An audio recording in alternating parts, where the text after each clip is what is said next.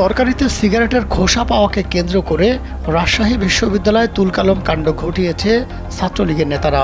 নবাব আব্দুল লতিফ হলের প্রভোস্টকে লাঞ্ছিত করেছে তারা। প্রশ্ন উঠেছে, তরকারিতে সিগারেটের খোসা কে দিল, আর কেনই বা হঠাৎ করে হল প্রভোস্টের অফিস ভাঙচুর করল শিক্ষার্থীরা। হলের একাধিক সূত্র বলছে এটি ছিল ছাত্রলীগের সাজানো নাটক। হল প্রভোস্টকে শায়েস্তা করতে এই চক্রান্ত করেছে তারা। ছাত্রলীগকে বাড়তি সুবিধা না দেওয়ার কারণেই হল প্রভোস্টকে এই শাস্তি দেওয়া হলো। হল সূত্র বলছে, সোমবার দুপুরে খাবারের মধ্যে সিগারেটের খোসা পান ছাত্রলীগ কর্মী মনির হোসেন। স্যান্ডেলিনা সো, রূপচর্চায় আভিজাত্য। এ ঘটনায় বিক্ষোভ করেন শিক্ষার্থীরা।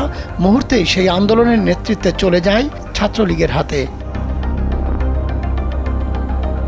সাধারণ শিক্ষার্থীদের আবেগকে কাজে লাগিয়ে এ সময় ছাত্রলীগের নেতাকর্মীরা হলের প্রধান ফটকে তালা দিয়ে ভেতরে অবস্থান নেন। তারা হল প্রভোস্টের বিরুদ্ধে বিভিন্ন স্লোগান দেন। প্রভোস্টের কক্ষের নাম ফলক তুলে ফেলে এবং তালা ভেঙে নতুন তালা ঝুলিয়ে দেন।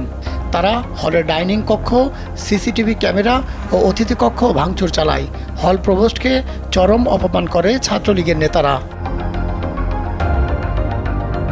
এ ঘটনায় নেতৃত্ব দেন বিশ্ববিদ্যালয়ের শাখা ছাত্রলীগের সাংগঠনিক সম্পাদক ইমরান হোসেন, হল শাখা ছাত্রলীগের সহসভাপতি তৌহিদুল ইসলাম ও সাংগঠনিক সম্পাদক মাসুদুর রহমান।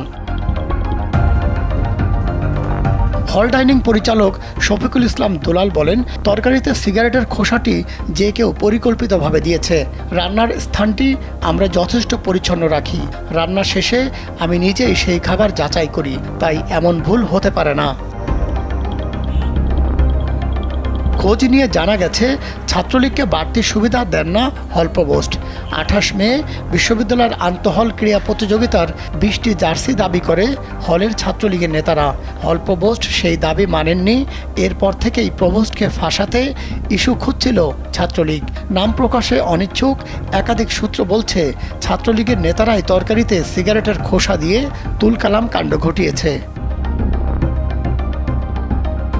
এ বিষয়ে বিশ্ববিদ্যালয়ের উপাচার্য অধ্যাপক সুলতানুল ইসলাম বলেন, বিষয়টি নিয়ে মঙ্গলবার ছাত্র উপদেষ্টা প্রক্টর সহ সংশ্লিষ্টরা আলোচনায় বসবেন।